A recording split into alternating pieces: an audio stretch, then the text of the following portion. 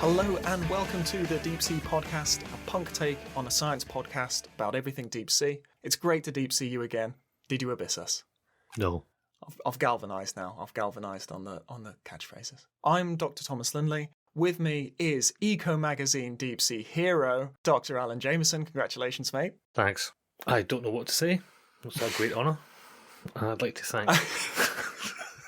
And also good to see Heather Ritchie in there as well. Well deserved. Yeah, friend of the show, Heather Ritchie, who told that story about being Wonder Woman and raising our spirits. And Malcolm Clark, a Kaharoa classic. We used to work with him quite a lot in New Zealand. The list made me realise how small our community is, because there's most of those people I sort of not just know of, but know personally. If I got in and went to that award, then it must be quite a small pool. There couldn't have been many other options. What's been going on in the news recently? And I've been paying attention for a change. I've spotted some things, so we're gonna. And the squiddy things.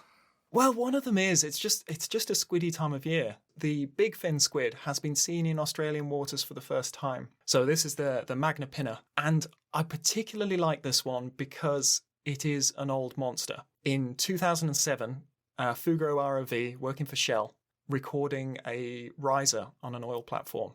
And it was already hanging there, and the ROV sort of wheeled around and caught sight of it. And I'll put the link up as well. It's a classic scary video about the deep sea that's floating around online. It's a low light camera, so it's really green. The camera's really shaky and jerky, and there's no scale in the image. The squid's not helping either, actually, because they hang almost like jellyfish, basically. They trail these long tentacles in order to catch food. So they've got the big fins that give them their name, so they're ominously flapping to keep their body up at the top, and they have elbows.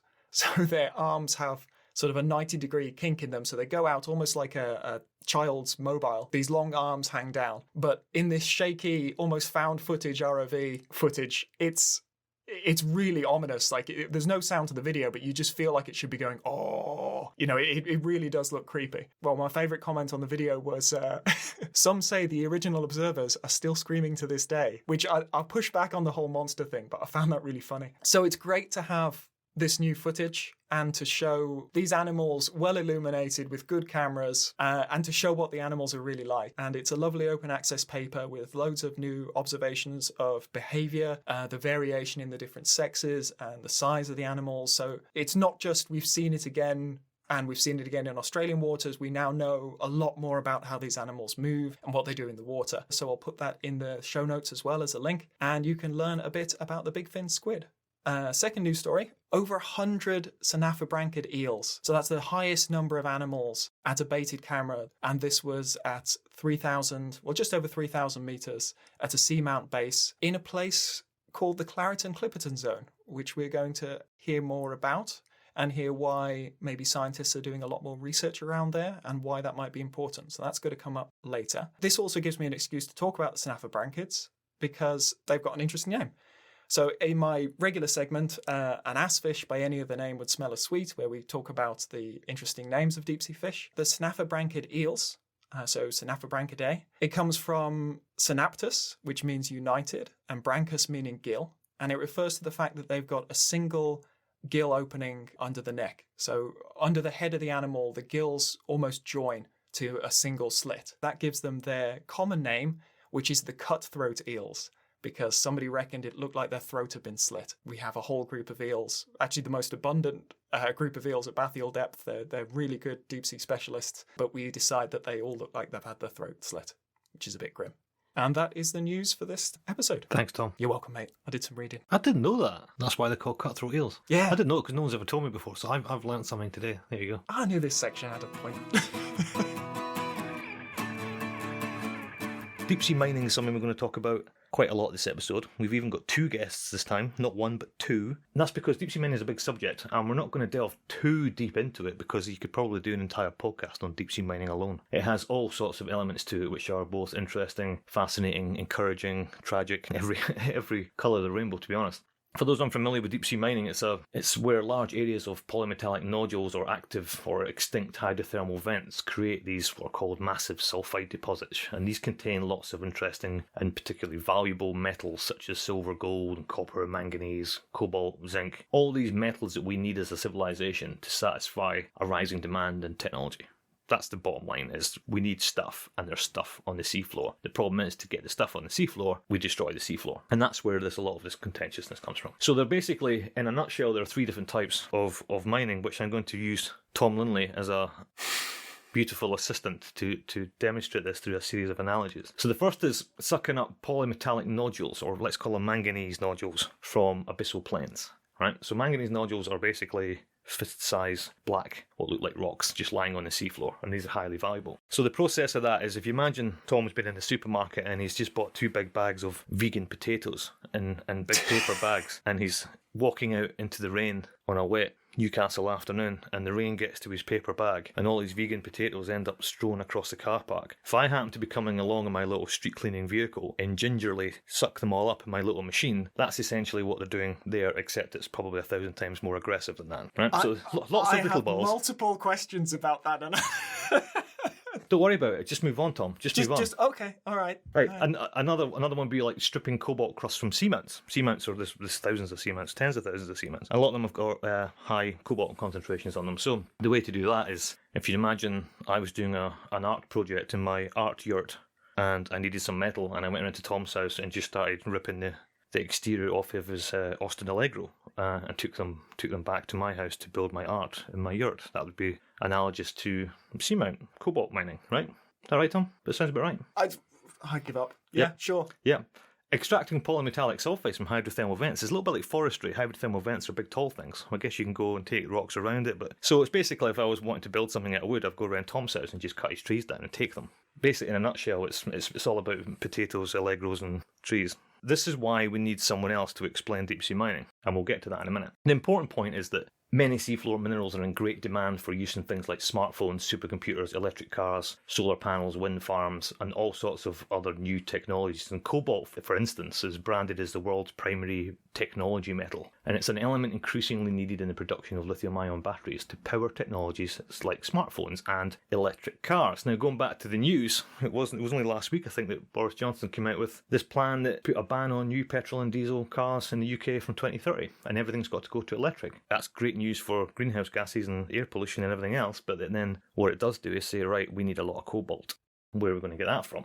So anyway, so deep sea mining raises questions about environmental impact. Obviously, when you remove the sea floor, the greatest environmental impact is probably the fact the seafloor is not there anymore, and that can be devastating if you live on the seafloor. Again, that's why we need to bring someone else in to explain this in better detail. But we're looking at areas which can be as deep as 5,000 metres. Really large-scale disruption of ecosystems we don't entirely understand. I mean, some of these things, it goes back to this whole concept of human scale that we were talking about before. Like, there are some places in the Pacific, certainly, which are earmarked for mining, which are just absolutely massive.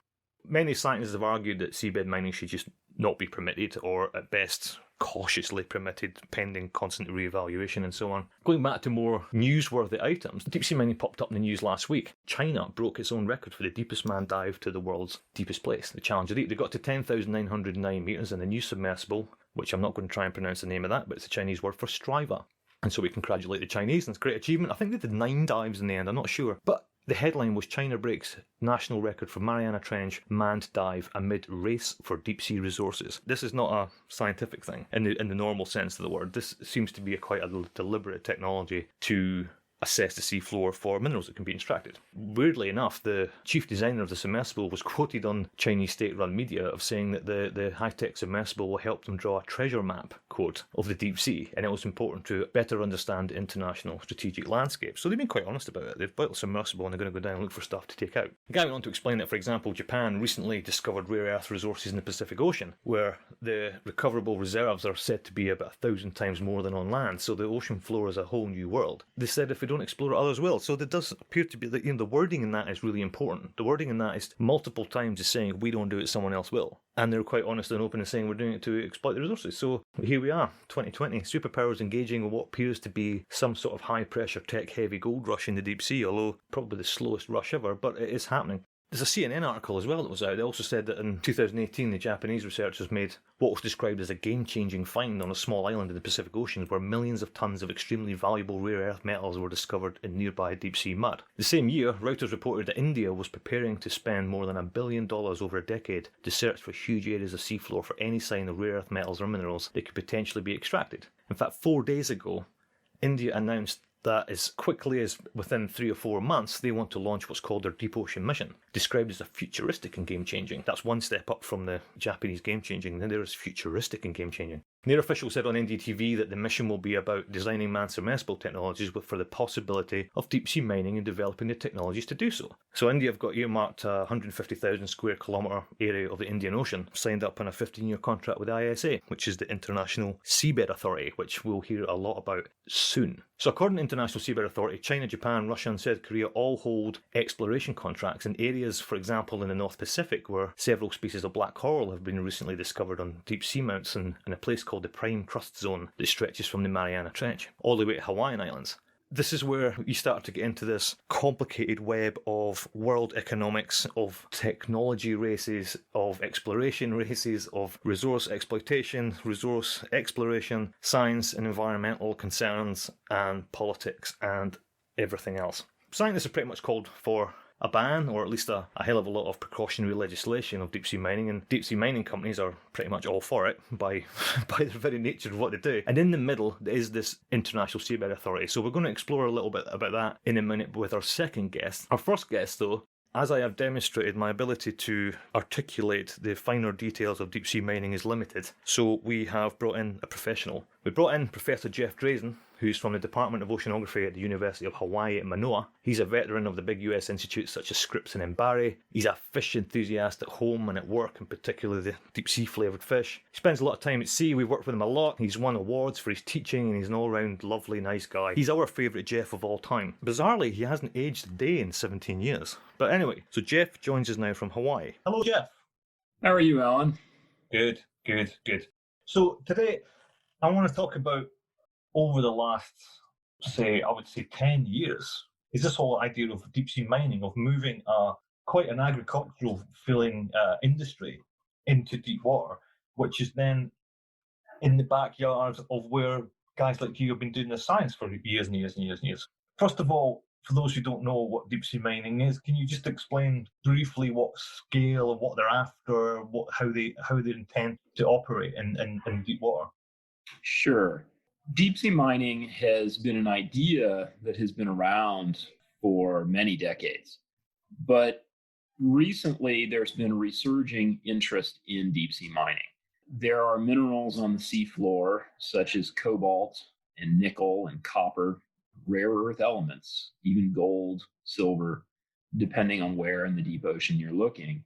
And we now have over 7.5 billion people on this planet, and the need for metals is very high. Probably what's pushing forward the latest interest in deep sea mining more than just a general need for metals, though, is that we are trying to move to a renewable energy economy. And that means we need batteries. We need batteries to store power generated from wind and solar. And we have a huge need for that. Those batteries are currently made out of metals. And so there is a huge drive to seek these metals on the seafloor. There are three main kinds of metal deposits in the deep ocean.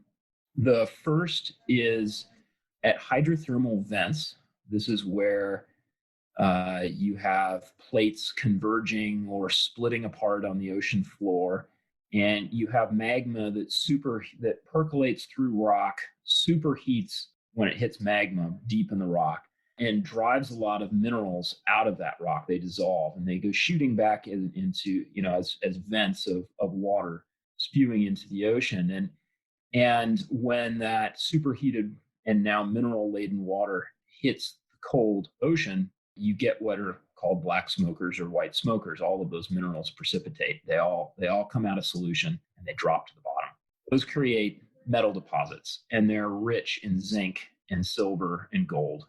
You also have metals that simply glom onto hard surfaces over millions of years in the ocean. And so there are underwater mountains, and they're of course made out of rock, most, not all exclusively, of course, but largely. And over millions of years, metals like manganese and cobalt have precipitated onto these rocks and created a film, a crust.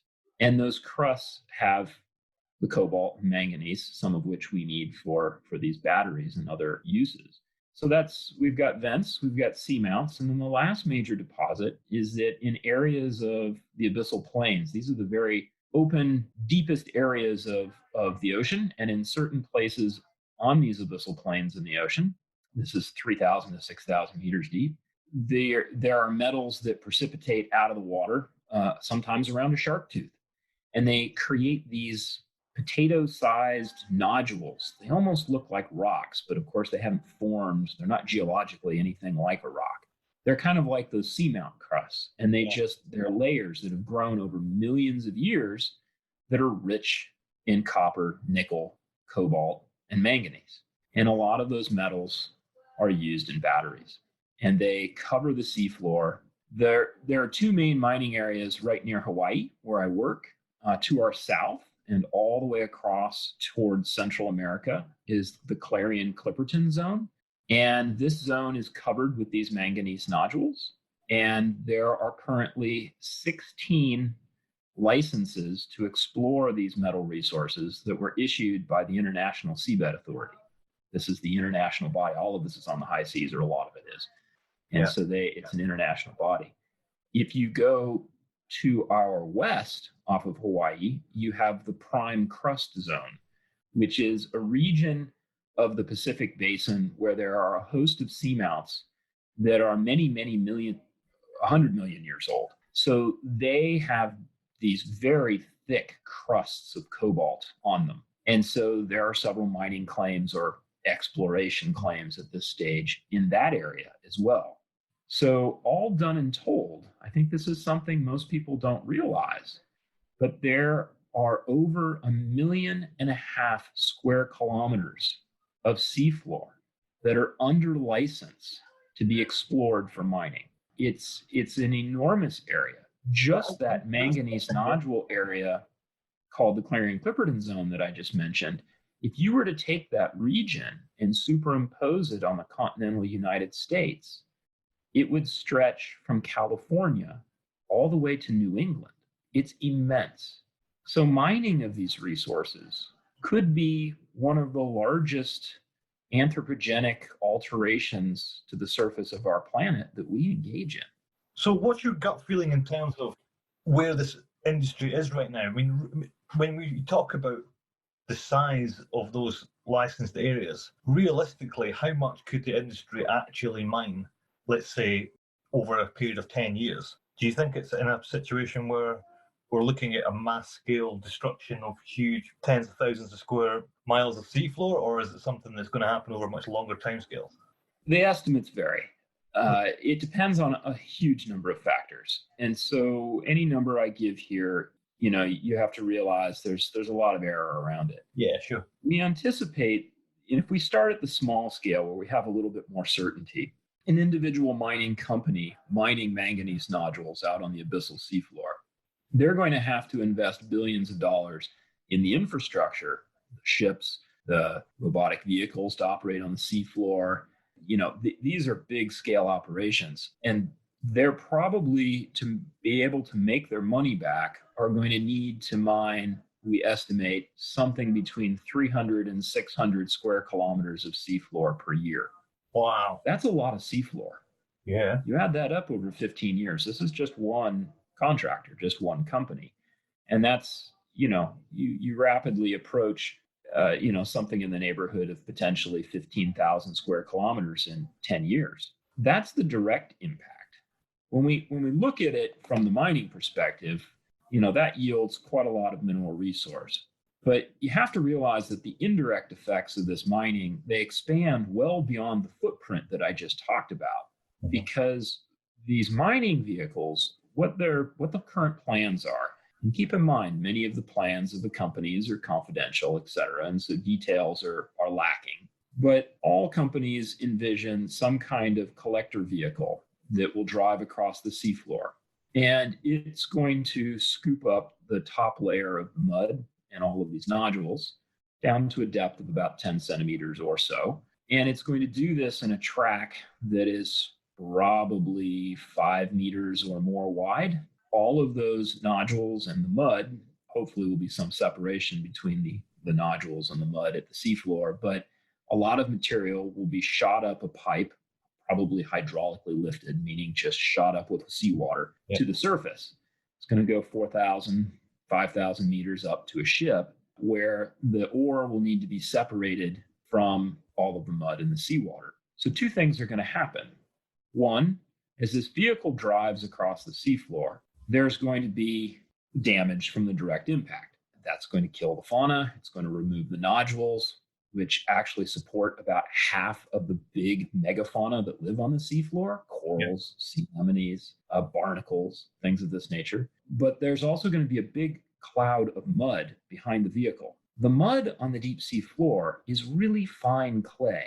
These areas are hundreds to thousands of miles away from land. This is very fine material that has sifted down to the bottom. And so when it gets spewed back up into the water column, it's going to take a while before it settles again. And that cloud of mud is going to drop over the seafloor and smother organisms. These organisms normally only experience mud settling down at a rate of a few millimeters in 1,000 years. These are some of the clearest ocean waters in the world in the Clarion Clipperton zone. So this is going to be potentially a very large impact. It expands the area of effect beyond that 300 to 600 square kilometers per year figure that I gave you, maybe doubles it or more. But all of that mud that got carried up to the surface with the nodules there, they have to return that mud and seawater back into the ocean. Well, right now, it's a little ambiguous as to where that's going to occur. Some contractors say they'll take it back down to the seafloor.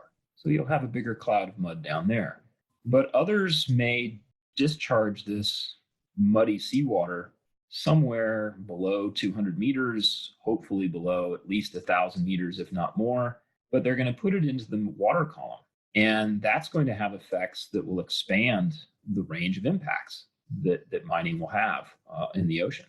And we don't know how large those clouds of mud will be and how long they will persist, but it's anticipated that these mining operations will occur most days out of the year. So there's the potential to create very large impacts beyond the direct impact, the direct footprint of mining.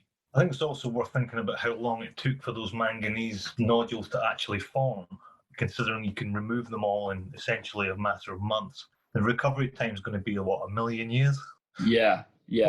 Millions of years. I mean, the animals won't have evolved fast enough to deal with the absence of this habitat. We've done studies in the Eastern CCZ, Craig Smith, and a host of other European scientists, Dan Jones and others. There's too many to name, but everybody finds that the diversity of everything, microbes up to fish, in this portion of the ocean is really, really high. And that's partly because you have the regular mud that you often find on the seafloor, and then you've got all these nodules. And all those nodules provide all kinds of little different habitats for, to host this great diversity of life. And mining it is going to destroy all that. It really seems to be a biodiversity hotspot. So with that in mind, I mean, what's your feeling about where industry and science almost collide? I mean, it's easy to say we should never deep sea mine, but I'm aware that there are realities to world economics, and as you say, there are like 7 billion people on the planet, and is it a case of some people thinking mining should not take place, other people thinking hell yeah it should, but I'd imagine most people will probably fall into some sort of middle ground where it's probably preferred that it's acknowledged that it needs to happen, but it's preferred that it's managed in some way rather than this is the most stupid thing I've ever heard, we should never do this. I mean, what's your feeling on that? Do you think that's realistic to think that deep sea mining shouldn't happen? Or is it just a matter of finding some compromise in there somewhere? I think it is realistic that the deep sea mining does not have to happen. I do think that there is a huge industrial sector that thinks that it should happen. There's a lot of people in the middle that, as you say, think that maybe it should proceed, but we need to have a single contractor proceed first and really fully evaluate this. This portion of the ocean is very poorly known. And so evaluating the actual magnitude of the impacts is very difficult. We don't have hard numbers. We know it's going to be very bad, but we just don't know over which areas. But I think probably the most important part of the question you just asked is we talk about some people think this, lots of other people think that. This is all portions of a very small group of people. In general, the public is unaware of what deep sea mining is. And so the public hasn't weighed in. The vast majority of people don't have an opinion because they don't even know what deep sea mining is. What was interesting is a few years ago, I was teaching at undergrad level, and I introduced deep sea mining as part of the deep sea course. And before we got into any serious discussions with the class, I said, this is what people are planning on doing. This is what's going to happen. It's going to be devastating. It's going to be awful. Now, before I said anything else, I said, right, hands up, who thinks this is a really bad idea? Of course, 100% of the class put their hands up. No, we're not doing this. This is terrible. This is rubbish. I said, well, how about we don't do that, and hypothetically, that then means we don't have lithium batteries for your smartphone, or rare earth elements for your touchscreens, and all these technologies. If no deep sea mining meant no smart electronics, what do you think now? And I managed to convince pretty much all of them the complete opposite with just a few sentences, because suddenly I realized, oh no, deep sea mining is terrible. Deep sea mining is terrible, but I really need my smartphone. And suddenly in this moral and ethical dilemma of like, I really want this, but I don't want it coming from there. And then you get into interesting conversation. So, well, where else can you get this stuff from? You're looking at recycling, repurposing, looking at terrestrial, unbelievably complicated. And then you throw in the industry, you throw in environmentalists, you throw in the science, you throw in the politics, you throw in the international relations, the world economy, and it's not something we're going to resolve tonight. No, it's not. But I will say this. Oftentimes, it's posed as deep sea mining or horrible child labor in Africa, because one of the main cobalt sources in the world is the Democratic Republic of Congo, and they use child laborers. But there's a big resource there in Africa. A lot of the companies don't want to deal with that environment. They don't want to support those terrible labor practices, and they don't want to deal with the uncertainty of working with, less than stable governments and economies. But if you took the billions of dollars that one company is going to invest in ships and technology to mine on the deep sea floor and helped improve the situation in DCR, maybe this problem goes away.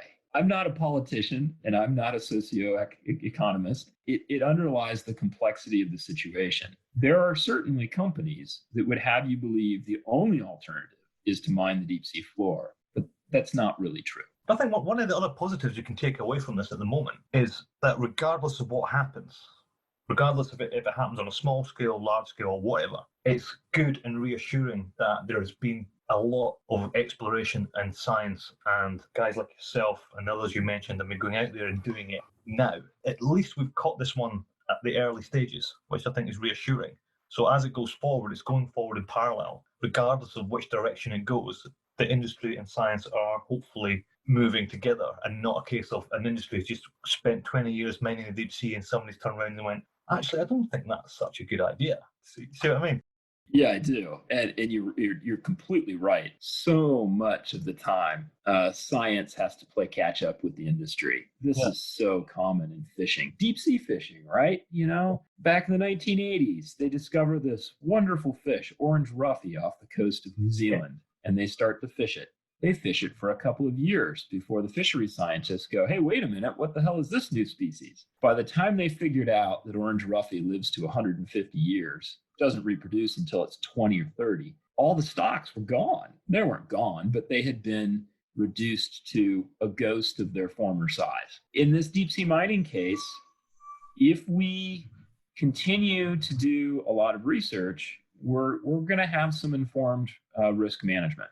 And that is a really good thing. The depth I work at, mining's never going to happen. Although Tom and I inadvertently found a manganese nodule field in the deep sea 2 years ago, and we're not telling anyone where it is. Honestly, it was beautiful. Good. Beautiful, right smack bang in the middle of the ocean. There it is. Lovely it was. So our next guest is the UN Secretary General, Mr. Michael Lodge, who is from the International Seabed Authority. So Michael Lodge has 28 years of experience as a public international lawyer and has a strong background in the field of law of the sea, as well as 10 years judicial experience in the UK and South Pacific. He spent many years living and working in the South Pacific and was one of the lead negotiators for the South Pacific Island states of the 1995 UN Fish Stock Agreements, amongst, to be honest, countless other roles that are probably too long to read out here. But he's also a barrister at Gray's Inn in London. So he currently heads the UN International Seabed Authority based in Jamaica, and so who better to talk to today than this Secretary General Michael Lodge. The first question, obviously, to you is the International Seabed Authority, or the ISA. For the benefit of the audience who people may have not have heard of this before, what is the ISA and what role does it play in the whole deep sea mining business? Well, hi, Alan. Thanks for having me on. Well, what is the ISA? So on its face, the ISA is an intergovernmental organization. It's part of the United Nations family. It has 168 member states, and it was established by the UN Convention on the Law of the Sea, which was adopted in 1982 and came into force in 1994. That's the sort of official bit. But more accurately, what is the ISA? It is a unique experiment in international relations. I've seen it described as a high point in international communitarian government. Wow, get that on the front door. It's the only international organization that actually has regulatory jurisdiction over a single global resource. And in this case, that resource would be seabed minerals. So the concept behind it is that there is a shared space, which sometimes we refer to as a global commons, and the ocean is such a shared space. Another example of a shared space might be, for example, Antarctica, which has been recognized as shared between all nations since 1959. That concept also applies to at least part of the ocean, not all of the ocean, but part of it. The ocean is a very complex place, as you know. Oh, yes. Scientifically, biologically, geologically, but also legally. So the ocean is split into different maritime zones where the Law of the Sea Convention recognizes sovereignty or sovereign rights over some of those zones. I guess a lot of people will be somewhat familiar, at least, with the idea that most coastal states have an entitlement to a 200-mile exclusive economic zone. They also have continental shelf jurisdiction in the case where they have a continental shelf. And then there's this separate regime for the seabed beyond 200 miles. And that's where ISA comes in. We have this regulatory jurisdiction over this shared common space beyond 200 miles. I think one of the things that I think your podcast does very well is that it helps people to conceptualize what is the deep sea and how big it is. I think most people really have very little idea of what 200 miles looks like in the sea, how far away is the deep sea, and how big it is. The ISA, for example, has jurisdiction over 54% of the ocean. Wow. That is the size of the space beyond 200 miles. I was quite surprised recently to find out that the exclusive economic zones were only established in the early 80s. It's a relatively new thing. You just sort of take it for granted growing up that coastal countries have a certain amount of space that belongs to them, but it's actually a relatively new concept.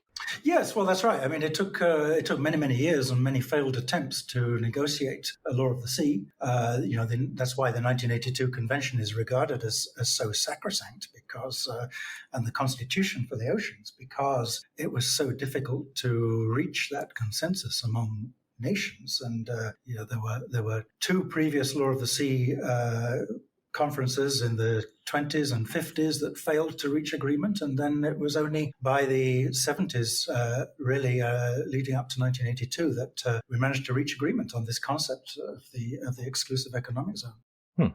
Where are we right now with deep sea mining? What does the landscape look like right now in terms of how close are we to large-scale mineral extraction in areas beyond national jurisdiction?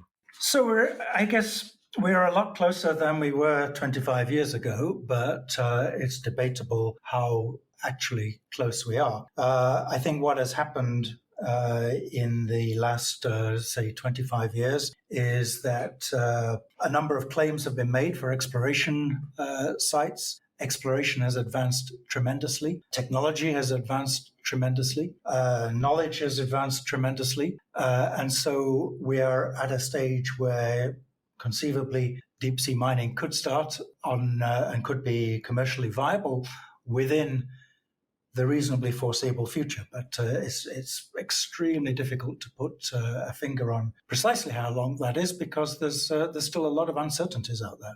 What's the position of the ISA in terms of ensuring seabed mining meets and leads transparent environmental impact assessments and things like that? I mean, how does ISA try and ensure that deep sea mining is not going to be harmful to the environment? Well, first of all, you have to remember that the reason ISA was created essentially was to prevent unregulated deep sea mining. It was to prevent competition for resources, to stop. At that time, it was particularly, of course, in the Cold War period, the United States and the Soviet Union from competing, fighting over access to minerals, impose a sense of order, and to prevent extraction from taking place unless it can take place in a regulated environment where there is equity of access between all states. Another big reason was simply to prevent the technologically advanced states from going ahead and doing this under the freedom of the high seas in a completely unrestrained way. The fundamental principle is that nobody can go to the deep sea to explore for minerals, or even less to exploit minerals, without the permission of ISA, without a contract from ISA. So far there's been, 30 still exploration licenses issued so far? Something 22 different countries are into this now? Yes, so far 30 different contracts. They're contracts, and this number has increased quite rapidly over the past few years.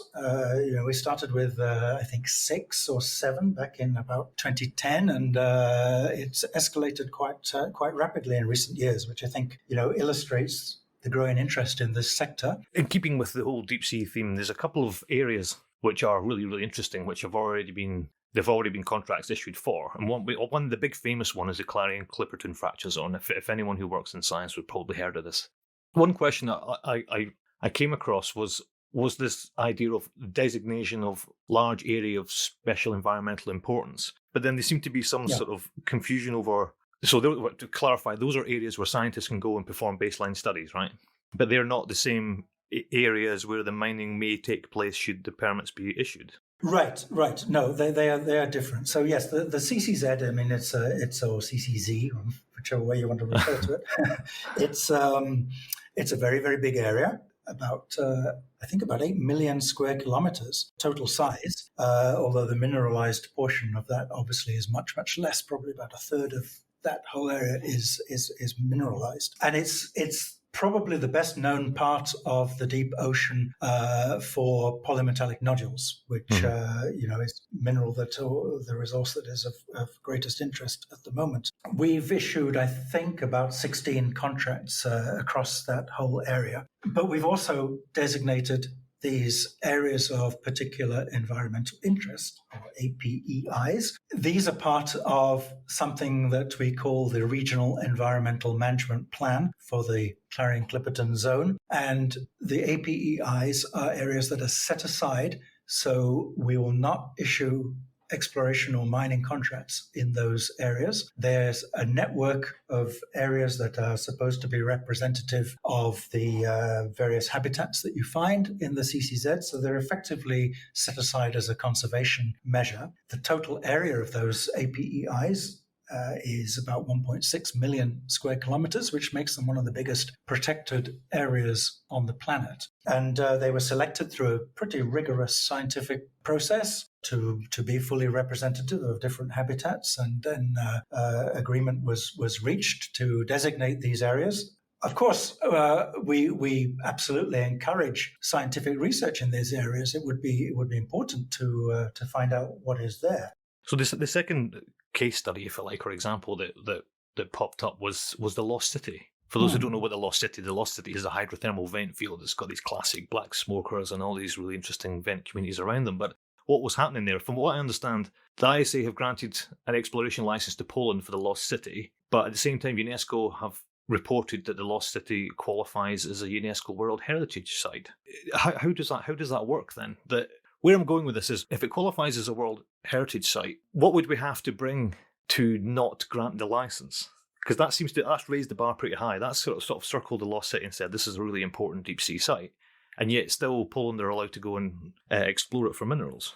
I don't know. It seems a really sort of weird conflict going on there. Yeah. Okay. So there's quite a lot to unpick in that. It's complicated, isn't it? So first of all, what is the Lost City? The Lost City is one of many hydrothermal vent sites around the world, not just on the Mid-Atlantic Ridge, although the Mid-Atlantic Ridge is obviously an area that has been very well explored in the past because it's reasonably accessible. But, we believe hydrothermal vents occur pretty much all around the ocean's ridges, which is, I think, about 60,000 kilometers of ridges around the whole planet. But yes, the Lost City is a site that is kind of charismatic, one could say. Yep. Has been studied a lot, and scientists are very interested in it, and they've had a lot of access to it. They've been studying the Lost City for years and years. Scientists have made their whole careers from studying hydrothermal vents, which is great. It's fine. And, in the process, they become very attached to them. and you can see why, because, yes, hydrothermal vents are charismatic ecosystems and super interesting. You mentioned UNESCO. So the first point is that UNESCO doesn't actually have any jurisdiction in the deep sea. So I think you're probably not quite right to say that UNESCO has designated it as anything, because I don't think UNESCO can. They wrote a paper saying that it would otherwise qualify as a World Heritage Status if it wasn't in international waters. I think that's what they were saying. Yeah, I think something like that. And I think I wouldn't attribute it necessarily to UNESCO, the organization. Okay. Right. I would say that authors of a paper that was published by UNESCO made that proposition. But it's not a proposition that really holds water legally. When we grant a contract for sulfide exploration, the kind of licensing system that we use is the block system, similar to oil and gas. The way that you find hydrothermal sulfide deposits is to effectively track back from active hydrothermal vents to go off the ridge axis to look for the inactive vents, which is where the mineral deposits are. So, that's the geology of it, effectively. So when you start to explore, you obviously start to explore from a big area, and then you gradually go down from a big area to a small area, which is the area where your commercially viable mineral resources are found. So it's not unnatural, and it's not abnormal in any way, I think, for an explorer to start off from the active vents and then work a way to look around a whole area and find if there's any commercially viable deposits. So in granting an exploration contract to Poland or to anybody else, again, all we are doing is giving them the exclusive right in that area to study the mineralogy. And at the same time to carry out the environmental studies that I mentioned a moment ago. So, this is good for science. This is not supposing in any way that anyone is ever going to mine the Lost City. I mean, it's first of all, it's absolutely unlikely that the Lost City itself has any mineral resources. So why would anybody mine it? To tie up the scientific side of this thing, you mentioned it before, but apparently you have now launched this United Nations Deep Sea Global Database. So I guess any issues anybody has with anything to do with the CCZ or Lost City, they can then just be directed to this database. Maybe you could describe it better, but presumably that's a resource that people can go to at least see what's been done and make informed decisions based on data, right? Well, we call it deep data. That's the name of our database. And yes, all exploration data goes into deep data. Now, some of it is commercial in confidence, which is primarily the data about mineral deposits and commercial deposits, but all the environmental data is freely available. So yes, what we're aiming to do is, because it's a hugely important part of our mandate, is to promote and encourage deep sea scientific research. And there's two parts of that mandate. One is One is to get more scientific research done to promote it and encourage it, and those who have the technology and the wherewithal and the know-how and the money to do more of it. And, this is one of the areas that I sometimes have issues with some of the ocean initiatives that are taking place, particularly the privately funded ocean initiatives, which are great. Congratulations, 5 Deeps and all this sort of thing. It's great stuff and fantastic technology and obviously good science. But the problem is if this science is not shared and if this science is not made available to the whole world, then that raises a number of questions, a number of problems that I think really need to be addressed. Well, okay, the science is shared. Good. I hope it can be shared with ISA's deep data. Yeah, probably could actually, yeah. Yeah, no, the issue is we acquired so much mapping data, it's taken a long time we've got to go through and clean it all and process it and quality control it and quality assure it, because it's now over 1.4 million square kilometres of deep sea floor we mapped in 2 years. So we would love to just hand it over in a brown envelope to JEBCO to just put it on a global repository, but it's not as easy as that. Because they don't do any of the post-processing. We have to do it for free and then give it to them. We have the same issue, and I think that's a super important point that you've raised. Is we have similar detailed bathymetry for the whole of the CCZ. Yeah. Again, going back to this moon analogy, the CCZ is one of the most intensely studied areas of seafloor on the planet.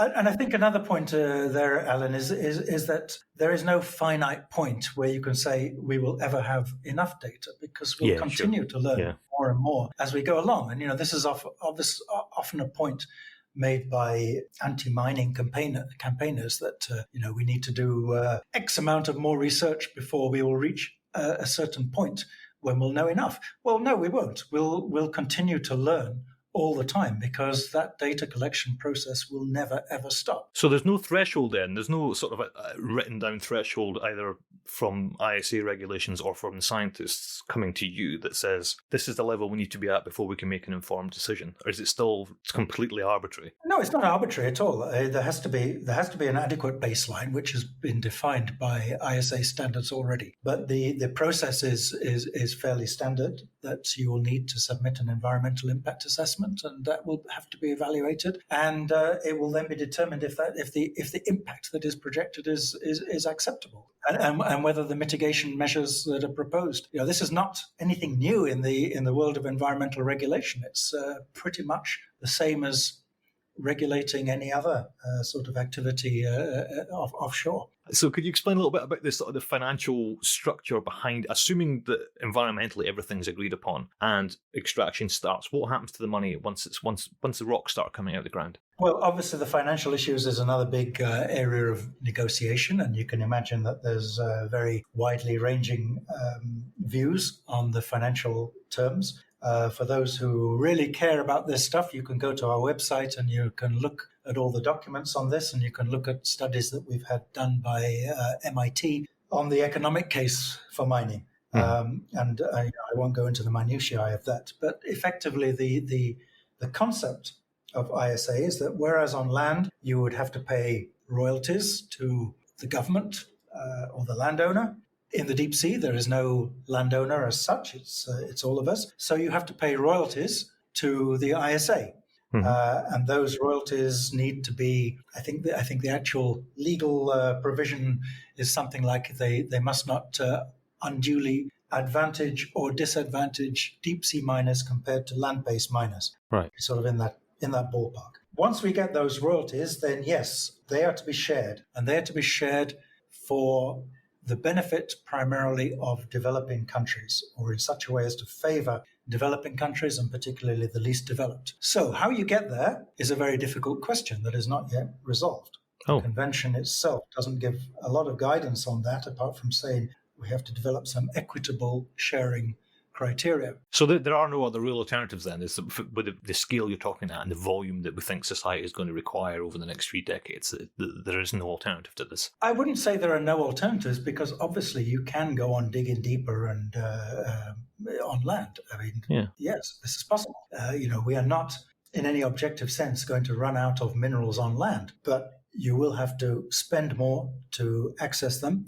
Mm-hmm. The environmental burdens on land are as great, if not greater, than those at sea. You're going to have to go into more remote locations, and you're going to have to dig deeper and deeper with all the attendant environmental problems that creates. So let's not pretend that mining on land is environmentally friendly. It's not. So what would you want to see in the next, say, 5-10 years? What's the the next step for deep sea mining in a positive way? Well, in a positive way, I think what we have to do is we have to finalize the regulations around it, which are, as I say, well on the way. We were hoping to finalize in 2020, but unfortunately we got COVID out of that. Yeah. Moving all our meetings online and having to defer some work until next year. I think we're in a great position to continue the process next year. But we've got to get the consensus, allow member states to sit together and negotiate and reach consensus. Hopefully that can be achieved. And then I think it will really shift the dynamic, and that companies and countries that are interested can start to move ahead and start to do the testing that is necessary, so we can actually get an objective sense of what is the impact. This was one last thing. It's more of a musing than a question that I was thinking about this myself, and you mentioned earlier. So we've talked about this before in the podcast about scale and trying to picture all this, and the Clarion Clipperton obviously is massive. So I was sitting the other day thinking, well, I've seen computer graphics of these manganese nodule miners, these harvesters. Yeah. I'm thinking, okay, let's for example take Europe. We'll pick on Tom because he's listening, and we'll put Tom in a combine harvester and tell him to mow Europe. How long would that take? And suddenly it becomes quite difficult. I'm just trying to get a sense of, if, let's say, tomorrow morning it's a gold rush, anyone who wants to mine, go for it. Yeah. How many square kilometers can you even do in a year? I don't know how long it would take. Yeah, this is a super important question, and I think is something you really covered well in your storytelling podcast. Is that, and again, I really feel this, that most people in the world, except perhaps Pacific Islanders who live in the ocean, have no sense whatsoever of the scale and size of the ocean. The Clarion Clipperton zone is massive, right? Yeah. But it's less than 1% of the whole ocean. If you were to mine the whole of the mineralized portion of the Clarion Clipperton zone, it would take you about 6,500 years. There we go, we've got a number. So this is never going to happen. All right, on that note, that was fascinating. On that note, Secretary General Michael Lodge, thank you very much. Thank you. It has been a pleasure talking to you. So there you go. That was Michael Lodge of the ISA. And it's funny to think that if the ISA are responsible for 54% of the planet and Mr. Lodge is head of that organisation, then he's responsible for more of the geographical area of the planet than anybody else. And I forgot to ask him what his favourite party he's ever been to was. We'll never know now. We'll never know. I don't know. That opportunity's gone. Anyway. So there's a couple of points that were raised in that interview that I think we need to clarify, because it's been a couple of days since we did it, and there was a few things that we've been thinking about. So I just want to clarify the point about the Lost City and the UNESCO World Heritage qualifying status. And the Lost City is a totally unique low-temperature alkaline vent. It's not a black smoker, as I wrongly said in the interview. Apologies for that. But it is of paramount scientific interest, because it's thought that it may be one of the only analogues to currently on Earth today that represents conditions of the primeval Earth and so on. So it is a really unique site, and it's not like other hydrothermal vents. Regarding this World Heritage status, the UNESCO report number 44, entitled World Heritage in the High Seas, An Idea Whose Time Has Come, was in fact published in 2016 by UNESCO and IUCN, and by authors from both. So if you can easily get that on the internet. Lost City is talked about on page 32, and it explains in some detail why the Lost City qualifies as a potentially outstanding universal value in the high seas, because it meets 4 of the criteria for heritage justification. So anyway, so that's just a misunderstanding somewhere down the line, but that was put out 2 years before Poland was granted the exploration license. So there you go. I was right about that, but wrong about the black smoker. Other points are on data sharing. Organisations like RevOcean, Smith Ocean Institute, even Jamstack, for example, they all have open data policies. The reason why Five Deeps does not have an open data policy is because we have no infrastructure whatsoever. That's why we are slowly but surely putting all our data out on other people's repositories, because Five Deeps was not a scientific expedition and it's not linked to an institute. It's literally one private person's quest to dive places, and the science has been done on the back of that, and we don't have a budget or any people to do that, so that's why it's taken a long time. Other things I thought were interesting was things about environmental impact from exploration activities, and I think the Clarion Clipperton zone is so huge that the environmental impact from exploration alone is probably relatively small. But I do think that any impacts around vents are probably going to be much higher, because these are really small in terms of area. These are island communities that live there, and I think they will be highly vulnerable to disturbance from human activities, including science. I mean, let's not forget that scientists do roam around these places more than anybody and regularly take samples from them. So, that's an important point as well. But having heard from both Jeff and Michael, it's interesting to go back to this idea of scale and this mining effort. And I think this perhaps highlights some of the uncertainties that might be upon us, because Michael reckoned one harvester would take 6,500 years to harvest the Clarion Clipperton, and Jeff had an estimate of, I think it was 15,000 kilometres per year, which would take something like 300 years to do it. It all depends on how many machines you have and so on. So nobody really knows. But I think whatever the true number is, the take home from that whole conversation is that we need to remember that these nodules took millions of years to form, and they will take millions of years to come back again. So whatever that big number might be, it's still going to be small relative to the time scale of a manganese nodule field. And for anyone listening who wants to find out more, there's lots of other points. I think we're going to finish with the deep sea mining and move on to other subjects. But there are other issues that were embedded in those conversations about things like electric cars. There are lots of companies and lots of research and development going on to look for alternatives to what you would normally associate with deep sea mining. It's still not clear whether electric is the right way to go. There's all sorts of issues around recycling, so you could do a whole podcast on that. But if you want to know more, just Google deep sea mining, because it's all over the internet. There are lots of organisations and institutes, projects, and of course the ISA website, amongst various others, that you can go and get more information from. So have fun with that. We're absolutely exhausted. This has been tough. We're exhausted. This has been a real tough one. It's a difficult subject because it's complicated and there's lots and lots of politics around it. I must admit, Tom, it hasn't been that pleasant an experience. Yeah, our usual sort of anarchic fun and games. This was serious stuff, and it felt a bit heavy. This is because we took on an important point, and we took on an important subject. We shouldn't have done that. We should have kept with things that don't really matter. No, this was important, and this is our whole angle with this was to talk to the general public about these sort of big issues in deep sea. But this is such a big one. I hope even our glancing blow, even our just sort of coming through the orbit of deep sea mining I hope we've done it justice. And I hope that people listening now know a fair bit more about it, or at least the landscape, at least the big players, at least the broad strokes of it. You can do a whole podcast series on this easily, because it touches every element. But this is such a huge subject. I think it's time we went to Don to find out what Don thinks about the whole thing, because, the show's not over until Don's had his say. And in this episode, Don's come to us with a piece that we like to call Not All Nodules Are Created Equally. My name is Don Walsh, and I'd like to give you a few of my thoughts on ocean mining. It's both a new and an old enterprise. Old because for hundreds of years, coastal communities have mined building materials from the seafloor, sands and gravel, things like that. But the actual idea of commodities of value being taken from the seafloor really began in the 1960s. And one of the most interesting, in my view, early ocean mining effort is, of all things, diamonds. A company named Marine Diamond Corporation operated off of the coast of Namibia at a water depth of 200 meters, and they recovered over 1 million carats from that coastal mining operation. But it's a hard life indeed, and nevertheless, they were successful and were able to attract the attention of the giant diamond cartel, De Beers Consolidated, which bought them out, and now they realize a significant part of their income from offshore diamond mining operations. In 1960, an American engineer named John Miro published a book called The Mineral Resources of the Sea, which pointed out that the possibilities of mining deep sea floor deposits that could be of commercial value.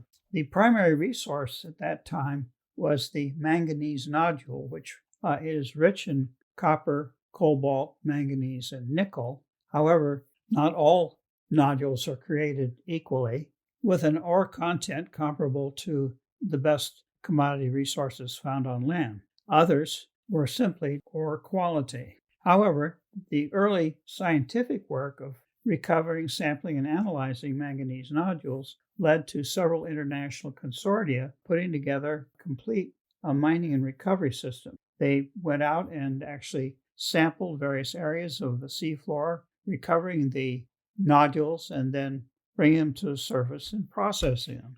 By the end of the 1960s, it was fairly well understood how to locate, recover, and process the nodules. However, not much commercially viable work went forward for a simple reason: economics. Even with the highest ore quality, it was impossible for ocean mining to compete with traditional land-based sources of these commodities, and the active work tapered off. Then by the beginning of the 1970s, the third United Nations Law of the Sea Conference took place, and one of the items it dealt with was ocean mining. There was tension among the 150 nations that participated in the third conference, and it was generally between the developed and the developing nations. With respect to ocean mining, the developing nations wanted to have technology transfer and assignment of good seafloor mining sites be given to them as a way to provide them with access to what was characterized as the common heritage of mankind. That is, all ocean resources were a common heritage of mankind. This forcing of the developed nations to hand over their technology and seafloor mining sites to third world countries was one of the reasons that the United States did not sign the Law of the Sea Treaty. And indeed, even today, many years later, the United States is still not a signatory to the treaty, even though subsequently the treaty signatories did adjust the terms to suit what the United States required. But it was too late, and to date, ocean mining of manganese nodules has never taken place, even though nearly $650 million were spent from the 1960s to 1984 on trying to perfect a commercially viable deep-sea mining of these nodules. I have some personal history with all of this, as from 1978 to 1983, I was a member of the Law of the Sea Advisory Group at the U.S. Department of State, and actually participated in some of the sessions in New York towards the end of the Law of the Sea Treaty negotiations. In the early 2000s, interest in seafloor mining picked up with the better understanding of the characteristics and extent of manganese nodule deposits, as well as new sources of seafloor minerals from the so-called hydrothermal vent areas, where very rich mineral crusts would concentrate metallic compounds that were very high ore quality. Of course, this has led to conflict between conservationists, ocean environmentalists, and the interests of the commercial interests of the mining companies. There are essentially no ocean mining activities of any consequence underway anywhere in the world. Of course, this will change over time, but there is time then for the commercial interests and the environmentalist interests to work out their differences, to ensure that ocean mining can be done in the less harmful way to the ocean environment. Ocean mining will happen eventually, but the when of it is more difficult to estimate. But considering the world demand, growing demand for commodities, we do know that eventually some ocean mining will begin to take place. Once the fundamental question of economics are solved, can you produce something from the seafloor cheaper or competitively with producing that same material from a terrestrial resource? There is time to do needed scientific research on the fate and effects of ocean mining throughout the world ocean. In my view, the whole issue of ocean mining is not if, but when, because it surely will have to take place to help supply the world's growing demand for essential commodities. And another incredible story from Don. I don't think... Does anything happen in the sea without Don having a hand in it? Like, I wanted his opinion on this, but it turns out he's like a key player. He always is. That's why he's Don. That's why he's a legend. But he continues to surprise me. He continues to tell me a story of just like, oh, well, of course I was there. Wait, what? Yeah. I was. So we should try and find some more and more elaborate subjects just to see how much Don has done. I'm going to start like hiding things in the ocean, hiding things from Don, seeing if I can get something in the ocean without Don knowing about it, or it turning out he designed it. I mean, it's an important point, I think, because some of the subjects we've got coming up and some of the guests we've got coming up are pretty major. I think we're really starting to raise the bar now in terms of guests, especially our next one, our next two. But we're also thinking at some point in the future we want to do something along the lines of cryptozoology. Now, that'll be interesting to get Don's take on that. Because he's probably met these sea monsters, right? He's probably met them and fought them and defeated them in ancient Greece. It's probably the reason why we don't know about these monsters is because Don is there protecting us from them. He's keeping the monsters at bay. It's essentially a Western Godzilla. Every time they surface, he defeats them in glorious battle and then returns to Oregon for a cup of tea. I was going to go down the Aquaman route. The Aquaman is actually Don Walsh. Maybe. He keeps us safe from the evils of the ocean. So some amazing interviews coming up. Do you want to tease the next one for the January episode? Well, the next one is we're going to stick with the human impacts theme for one more episode, and we're going to bring in some royalty. That's all I'm saying. I don't know why people want to talk to us. We're idiots. I know. If we can, we might do a little bit of a Christmas party. Might see how that comes together. But you might have a short bonus episode just before Christmas, which is even more unprofessional. I think we need something to offset the intensity of what the Deepsea Mining episode is going to be remembered for. We need something the complete opposite of something important. We need something that's just not important in the slightest. You can contact us at podcast@armatosoceanic.com, and I'll put a link to that in the show notes. If you have an interesting Tales from the High Sea, feel free to record it or write it down and we'll read it out. If you are someone who just has an interest in the deep sea, feel free to send us a question.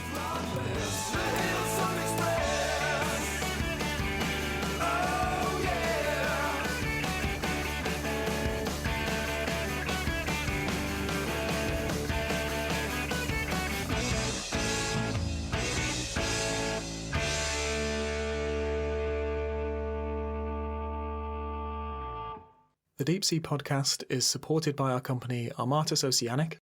If you would like to explore the deep sea yourself, we can provide technology and know-how to allow you to do that. But if you'd like to bring the deep sea to your audience, we can also support you with fact-checking, storytelling, and presentations. We want the deep sea to be accessible to everyone.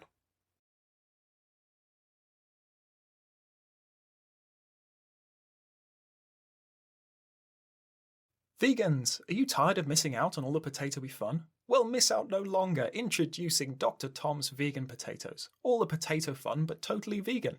As seen on the Deep Sea Podcast. Available in regular, roast beef, and birthday cake flavour. Don't delay. Take home your paper bag of Dr. Tom's Vegan Potatoes in the rain today. Not suitable for pregnant women, those with heart, lung, or inner ear issues. May contain some sort of analogy about deep sea mining I still don't quite get. What even are vegan potatoes? Alan still won't tell me. He just says they're potatoes for vegans. What does he think vegans are? What does he think potatoes are? Not suitable for children under 3 due to small parts.